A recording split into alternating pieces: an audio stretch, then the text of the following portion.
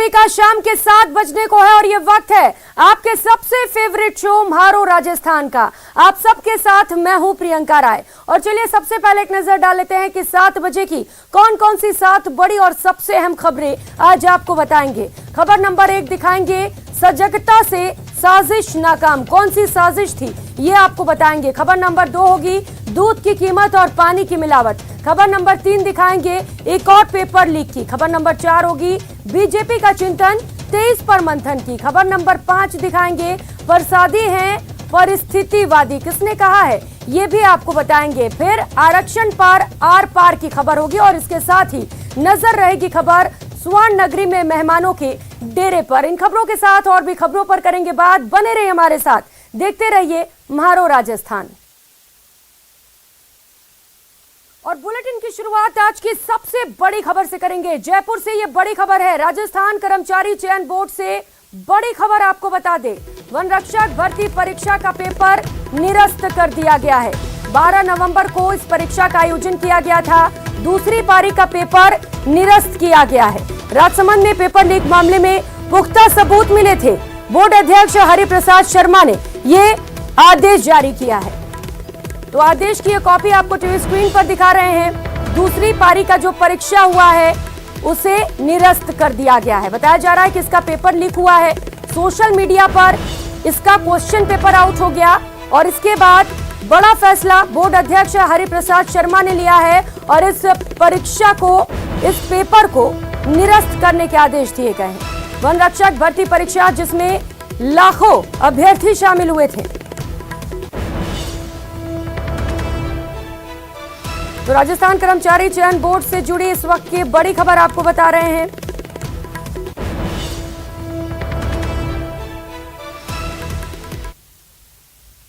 तो बोर्ड अध्यक्ष हरिप्रसाद शर्मा से हमने खास बातचीत भी की, सुनिए। इस जो 12 नवंबर को वन रक्षक की द्वितीय पारी की परीक्षा हुई थी, उसके संबंध में राजसमंद जिला पुलिस द्वारा एक मुकदमा दर्ज किया गया है जी। और उसमें उन्होंने 1-2 आदमी को गिरफ्तार किया है। उस मुकदमे में यह है कि कुछ किसी ने हस्तलिखित आंसर्स भेजे, उनमें से 100 में से करीब 62 आंसर उन ऑप्शन से मैच खाते हैं। तो मामला डाउटफुल होने से और एसओजी से कुछ प्राथमिक सूचना प्राप्त होने के आधार पे बोर्ड की विश्वसनीयता और निष्पक्षता को बनाए रखने हेतु ये निर्णय लिया है। ठीक है, अब अगला एग्जाम कब कराएंगे आप लोग? अगला दिसंबर जनवरी में होने की संभावना है।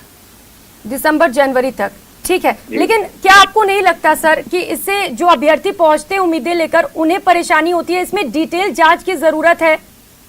बिल्कुल, इसकी एसओजी के निर्देशन में डिटेल जांच हो रही है, लेकिन चूंकि बहुत बड़ी परीक्षा थी और पूरे राजस्थान में करीब 1200 से ज्यादा इसके परीक्षा केंद्र थे और वो परीक्षाओं पे उन पे जो कंट्रोल होता है वो जिला प्रशासन फिर उनको सुपरवाइज करता है, जिला शिक्षा अधिकारी वगैरह। ये लेकिन हरिप्रसाद जी, सरकार नकल विरोधी कानून भी लेकर आई है, कमी कहाँ रह जाती है? सवाल तो यही उठ रहे हैं ना।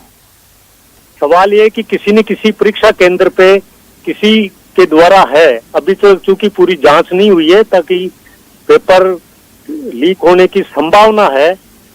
इस संबंध में पूरी जो भी स्थिति है वो एसओजी की डिटेल जांच होने के बाद सामने आएगी, लेकिन हमने पहले से ही एडवांस कदम लेते हुए इस परीक्षा को निरस्त कर दिया है। मतलब आपके पास कोई पुख्ता जानकारी नहीं है कि पेपर लीक हुए, सिर्फ संभावना के आधार पर ये पेपर निरस्त किया गया है? हाँ, इसकी पूर्ण संभावना के आधार पे और डाउट होने के आधार पे। एसओजी की ओर से क्या जानकारी मिली थी सर? एसओजी की जानकारी यही है जो मैंने बताया कि जिला जो राजसमंद में मुकदमा दर्ज हुआ है उसमें जो कुछ लोगों को गिरफ्तार किया गया है उनके पास में हस्तलिखित ऐसे 62 आंसर्स मिले, 100 मिले, जिनमें से 62 उन ऑप्शंस के साथ मैच कर रहे थे। एक सवाल और है, क्योंकि बताया जा रहा है दूसरी पारी की जो परीक्षा हुई थी उसका पेपर निरस्त हुआ है, तो क्या ये पूरी परीक्षा को ही आपने निरस्त कर दिया या सिर्फ उस पेपर को निरस्त किया गया है जिसका क्वेश्चन पेपर लीक हुआ था सोशल मीडिया पर? ऐसा है, नहीं, सोशल मीडिया को हम आधार नहीं बनाते, हम केवल आधार बनाते हैं एसओजी और जिला पुलिस की रिपोर्ट को, वो ऑथेंटिक होती है। ठीक है, तो कौन से पेपर को आपने निरस्त किया? क्या पूरी परीक्षा को ही निरस्त कर दिया आपने? नहीं, पूरी परीक्षा को नहीं, केवल 12 नवंबर को जो दूसरी पारी थी 2:30 बजे से 4:30 बजे तक केवल उस पारी की परीक्षा को निरस्त किया।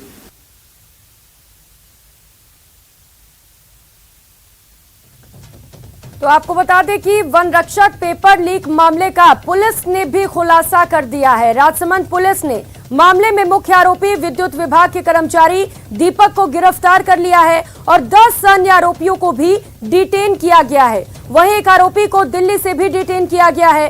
पुलिस अधिकारियों ने बताया है कि सवाई माधोपुर के पवन सैनी ने पेपर दिलवाया था और पेपर हर करके करौली के दीपक शर्मा को भेजा गया था। दीपक ने हल पेपर सपोट्रा के जितेंद्र सैनी और हेतराम मीणा को भेजा था। आरोपी दीपक ने पेपर 5 लाख रुपए में खरीदा था और 6 लाख रुपए में भेज दिया था। पुलिस को फिलहाल सॉल्व पेपर का डिटेल मिल चुका है और लीक हुए पेपर का डिटेल अभी पुलिस खंगाल रही है।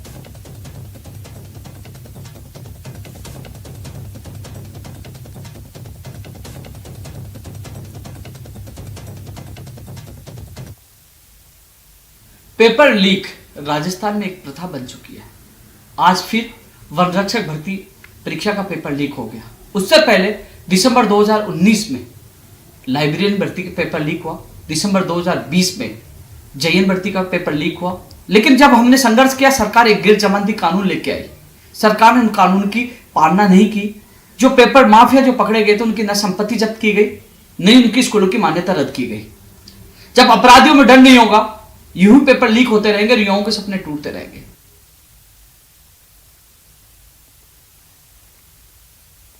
और इसी खबर पर सहयोगी हमारे साथ जुड़ चुके हैं महेश दाधीच हमारे साथ और अल्केश भी जुड़ चुके हैं। महेश, सबसे पहले आपके पास आते हुए एक और बड़ी परीक्षा और एक और पेपर लीक, पूरी जानकारी दीजिएगा इसे लेकर।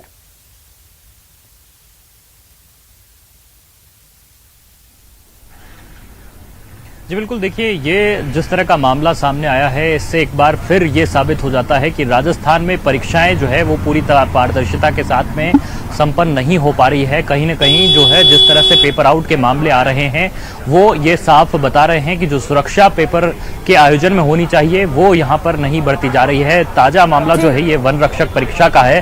2300 पदों के लिए परीक्षा आयोजित की जा रही है। 2 दिन के लिए 4 पारियों में परीक्षा का आयोजन हो रहा है और लाखों अभ्यर्थी इस परीक्षा में शामिल हैं। जिस परीक्षा की पारी यानी कि कल 12 तारीख के दूसरी पारी की बात इसमें की गई है, 2:30 बजे से 4:30 बजे का पेपर, उसमें ये जो है करीब 4 लाख अभ्यर्थी पंजीकृत थे और उसमें भी 50% अभ्यर्थियों ने परीक्षा दी थी। यानी पंजीकृत होने वाले अभ्यर्थियों का आंकड़ा और बेरोजगारी का आंकड़ा आप खुद अनुमान लगा सकते हैं कि कितना बड़ा है। जो अभ्यर्थी एक सपना लेकर के चल रहा है और ऐसे में वो तैयारी करके और जब पेपर परीक्षा देकर के बाहर निकलता है और उसे मालूम चलता है कि जो पेपर वह देकर के निकला है वो परीक्षा तो पहले से ही आउट हो चुकी है, क्योंकि 2 घंटे 3 घंटे पहले सोशल मीडिया पर पेपर आ चुका था, कई लोगों के हाथ में पेपर मौजूद था और अब एसओजी इस पूरे मामले की जांच करने में जुटी हुई है और कानून जो है वो कितने लोगों को यहाँ पर ये सख्त सजा दिला पाएगा। लेकिन ये बात यहाँ पर जरूर है, जो लोग यहाँ पर अपने सपनों को लेकर के राजधानी में आते हैं और ये एक बड़ी तैयारी जो इन कंपटीशन एग्जाम को लेकर के करते हैं, उनके सपनों पर कहीं न कहीं इस तरह से पानी फिर जाता है। वो एक बड़ी जो है दुखद बात यहाँ पर रहती है। भले ही बोर्ड के अध्यक्ष कह रहे हैं कि दिसंबर और जनवरी में जो है दोबारा से परीक्षा का आयोजन कर लिया जाएगा, लेकिन आप सोचिए कि सरकारी पैसे का कितना वापस से जो है दुरुपयोग होगा, आम जन को कितनी परेशानी होगी। जो विद्यार्थी चल करके अभ्यर्थी चल करके परीक्षा केंद्रों तक पहुंचते हैं, उसके दौरान भी वे जो तकलीफों का सामना करते हैं, कैसे उनकी भरपाई होगी। तो ऐसे में जब लाखों अभ्यर्थियों को भी जो बड़ी उम्मीदें लेकर पहुंचे थे, लेकिन एक बार फिर से उनके भविष्य के साथ खिलवाड़ किया गया है। अल्केश सहयोगी लगातार हमारे साथ बने हुए हैं। अल्केश, क्योंकि एक बार फिर से एक पेपर को निरस्त कर दिया गया है, क्या कुछ कार्रवाई फिलहाल की गई है इस पूरे मामले पर? ये प्रियंका, ये बहुत बड़ा अपडेट न्यूज 18 अपने दर्शकों को बता रहा है कि जो वन रक्षक भर्ती परीक्षा का जो कल जो दूसरी पारी का जो पेपर था वो पेपर निरस्त कर दिया गया। इस पेपर निरस्त के पीछे पूरी कहानी शुरू होती है। सबसे पहले बात शुरू होती है कि कल एसओजी को ये इनपुट मिला था कि जो वन रक्षक भर्ती परीक्षा है उसका पेपर कहीं न कहीं सोशल मीडिया पर लीक हुआ है। एसओजी का इनपुट राजसमंद पुलिस को मिलता है। राजसमंद पुलिस के जो इनपुट मिलता है उस इनपुट के आधार पर राजसमंद पुलिस एक नंबर को ट्रेस करती है। वो नंबर पता चलता है, वो नंबर था करौली निवासी जो दीपक शर्मा का। दीपक शर्मा राजस्थान जिले के जो रेल मंगरा उपखंड है वहां पर दरीबा में एक लाइन में जो तकनीकी सहायक है उसके रूप में काम करता है। जब पुलिस दीपक शर्मा को ट्रेस करती है, दीपक शर्मा को डिटेन करती है और उसके मोबाइल को तलाश करती है तो उसके मोबाइल में एक पेपर मिलता है। वो पेपर हाथ से पूरा सॉल्व किया होता है। उस पेपर की जब पुलिस जब उसकी आइडेंटिफाई करती है तो वो हूबहू वही पेपर होता है जो वन रक्षक भर्ती परीक्षा की दूसरी पेपर है।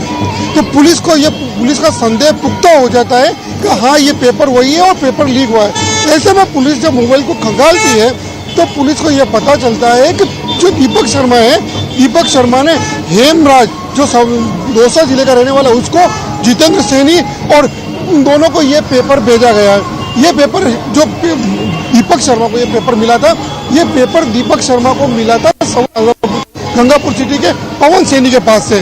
पवन सैनी के बीच में और दीपक शर्मा के बीच में सोशल मीडिया के जरिए, जिसमें व्हाट्सएप कॉलिंग, इंस्टाग्राम के जरिए ये आपस में संपर्क में थे, वहां से ये पेपर जो लीक करने की शुरुआत हुई थी। दीपक शर्मा ने वो पेपर जितेंद्र सैनी और हेमराम को भेजा और माना यह जा रहा है कि उन दोनों ने इस पेपर को 10-10 लोगों को आगे भी भेजा। और सबसे बड़ी बात यहाँ ये है कि जो दीपक शर्मा है उसके पास में ये पेपर कल दोपहर में 1 बजे आ गया था और ऐसे में ये माना जा रहा है परीक्षा से 1.5 घंटे पहले दीपक शर्मा के पास में सॉल्व्ड पेपर था। तो ये कहीं न कहीं कल ही ये कहानी पूरी पुख्ता हो गई थी कि ये पेपर लीक हो चुका है। हालांकि कल शाम तक पुलिस इस पूरे मामले पर कुछ भी बोलने को तैयार नहीं थी। आज जब राजसमंद पुलिस अधीक्षक ने इस पूरे मामले का खुलासा किया तो उन्होंने बताया कि इस पेपर लीक प्रकरण के तार राजस्थान के 6 जिलों से जुड़ रहे हैं। राजस्थान में क्योंकि एसओजी के साथ में ही दौसा, सवाई माधोपुर, करौली, अलवर और सीकर तक इस पूरे नेक्सस के तार जुड़े हुए हैं। वही सबसे बड़ी बात यह है कि जिस एक व्यक्ति, जो एक आरोपी जिसको डिटेन किया है, वो एक आरोपी दिल्ली का भी रहने वाला है। तो कहीं न कहीं ये माना जा रहा है कम से कम इस पूरे मामले पर एक्शन लिया गया और ये इस बात को स्वीकार भी किया गया है कि पेपर लीक हुआ है और पेपर को निरस्त भी कर दिया गया है। बहुत शुक्रिया आपका अल्केश और महेश इन तमाम जानकारियों के लिए। और चलिए रुक कर लेते हैं एक और बड़ी खबर का। जयपुर से इस वक्त की बड़ी खबर सामने आ रही है। उदयपुर अहमदाबाद रेल मार्ग पर विस्फोट मामले को लेकर इस वक्त आ रही बड़ी अपडेट आपको बता दें। केवड़ा किनाल स्थित ओढ़ा रेलवे पुल को उड़ाने की कोशिश की गई। डीजीपी उमेश मिश्रा ने त्वरित कार्रवाई के निर्देश जारी किए हैं। केंद्रीय एजेंसियों से भी सहयोग पुलिस द्वारा लिया जा रहा है। आतंकी साजिश से जोड़कर इस पूरे मामले को देखा जा रहा है। पुलिस इसे आतंकी साजिश मानते हुए इस पूरे मामले पर जांच कर रही है। 13 दिन पहले आपको बता दें पीएम नरेंद्र मोदी ने इसका उद्घाटन किया था। शनिवार रात पुल पर बारूद लगाकर इसके विस्फोट करके उड़ाया गया है। डीजीपी ने आरोपियों को जल्द गिरफ्तार करने के निर्देश दिए हैं। उदयपुर में रेलवे ट्रैक पर बड़ी साजिश। जावड़ से खारवा चांदवा की तरफ ये ट्रैक जाता है, जहां पर बीती रात इस ट्रैक को उड़ाने के लिए साजिशकर्ताओं ने रेलवे ट्रैक के नीचे विस्फोटक सामग्री का यूज करते हुए इस ट्रैक को उड़ाने की कोशिश की। उदयपुर अहमदाबाद रेलवे लाइन पर धमाका। ट्रैक को उड़ाने की कोशिश की कि क्या सामग्री थी और इस तरह की यहाँ की टीमें एफएसएल टीम मौके पर पहुंच गई है, एटीएस की टीम मौके पर पहुंच गई है, डॉग स्क्वाड की टीम मौके पर पहुंच गई है, आरपीएफ और रेलवे पुलिस। 6 साल के इंतजार के बाद शुरू हुई थी रेलवे लाइन। आतंकी साजिश के तहत एटीएस की जांच। यहाँ भी एक जो ट्रैक उसको नुकसान पहुंचाया गया और उसके बारे में जो टीम्स हैं वो एग्जामिन कर रही है। एटीएस की टीम हमारे साथ लगी हुई है और हम आसपास कॉम्बिंग और सर्वे करवा रहे हैं। उदयपुर से अहमदाबाद जाने वाली इस नई नवेली रेलवे लाइन पर किसकी नजर लगी, ये तो जांच में पता चलेगा। लेकिन सालों के इंतजार के बाद शुरू हुई इस रेलवे लाइन से राजस्थान के 6 जिलों की उम्मीदें टिकी हुई हैं। वाकया उदयपुर से करीब 35 किलोमीटर दूर सलुम्बर मार्ग पर केवड़े की नाल में ओढ़ा रेलवे पुल के पास का है,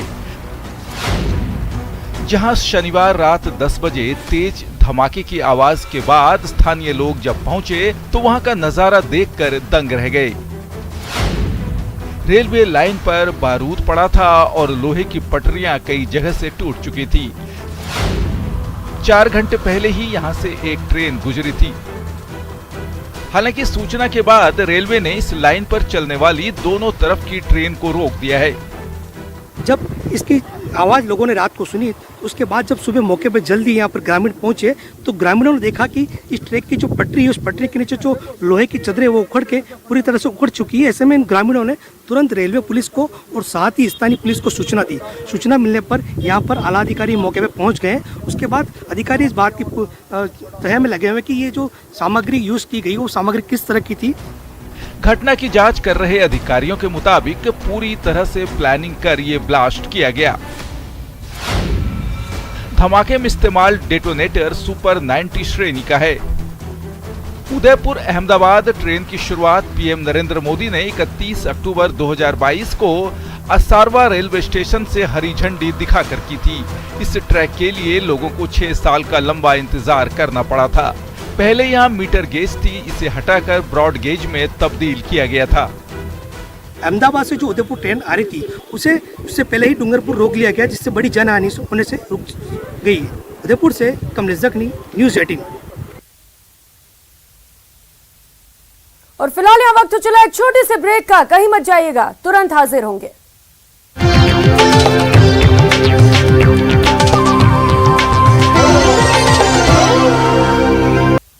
ब्रेक के बाद आप सभी का बहुत बहुत स्वागत है। सेहत का ख्याल है तो दूध तो आप रोजाना पीते ही होंगे, लेकिन कभी सोचा है दूध की कीमत चुकाकर दूध का जो पैकेट आप घर ला रहे हैं, क्या उसमें वाकई दूध है?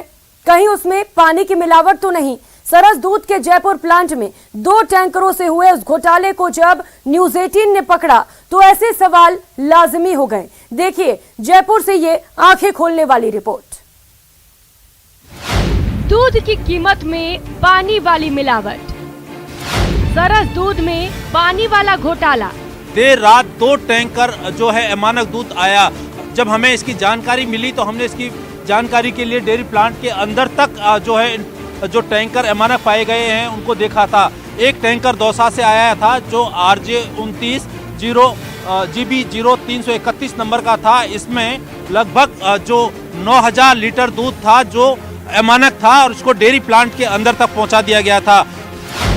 एक टैंकर में दूध की जगह आया पानी। डेयरी प्रबंधन का ये कहना है कि जो अमानक दूध पाए गए हैं वो सड़ान मारते हैं, लेकिन हमें जो जानकारी मिली थी और जो विजुअल हमने बनाए थे उन तस्वीरों में साफ था कि डेयरी के एक टैंकर से पानी निकल रहा था और उसमें दूध की जगह पानी सप्लाई हो रही थी। न्यूज़ 18 का ये खुलासा आपकी आंख खोलने वाला हो सकता है।